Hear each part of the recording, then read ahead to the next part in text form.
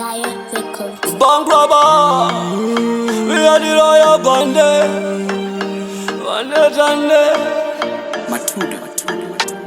Savakugara tichichema, misodzi isina kana anoipukuta kuti tifare zvikurema. Taedza kukanga mwazi moyo taisada kuvanerera, asi tavanerera. Kwaiva kuda kwenyu here baba, mavetiruva tichitorera kuya titifutira. Takazoona hango tikafamba, zvakatibaya pane nyama inorwadza. Tiri kushaya kuti chicha takataza, saakatora vacho vaitichengeta. Kodai makamira choro tatanga tapedza, tabairwa. Takangomuka tinzi vamboshanya mama, tikatisema zvese vanodzoka mangwana. Pasina nguva zvanzi vatevera baba, tikati kunovatora taizive taiva vana.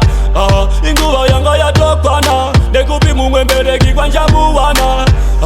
Taimamira kuvadana, tine mashoko ataita kumzaisada kuvanerera, asi tavanerera. Kwaiva kuda kwenyu here baba, mavetiruva tichitorera kuya titifutira. Takazoona hango tikafamba, zvakatibaya pane nyama inorwadza. Tiri kushaya kuti chicha takataza, saakatora vacho vaitichengeta. Kodai makamira choro tatanga tapedza, tabairwa. Chandakukumbira inini Mwari wangu, murambe muchichengetedza vabereki vangu.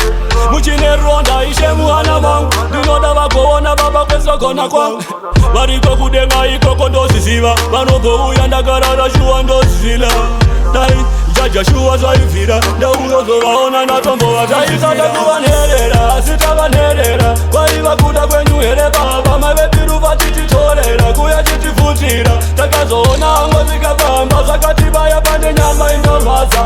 Tiri kushaya kuti chicha takataza, saakatora vacho vaitichengeta. Kodai makamira choro tatanga tapedza, tabairwa. Takangomuka tinzi vamboshanya mama, tikatisema zvese vanodzoka mangwana. Pasina nguva zvanzi vatevera baba, tikati kunovatora taizive taiva vana.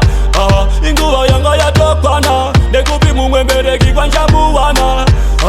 Taimamira kuvadana, tine mashoko ataita kumzaisada kuvanerera, asi tavanerera. Kwaiva kuda kwenyu here baba, mavetiruva tichitorera kuya titifutira. Takazoona hango tikafamba, zvakatibaya pane nyama inorwadza.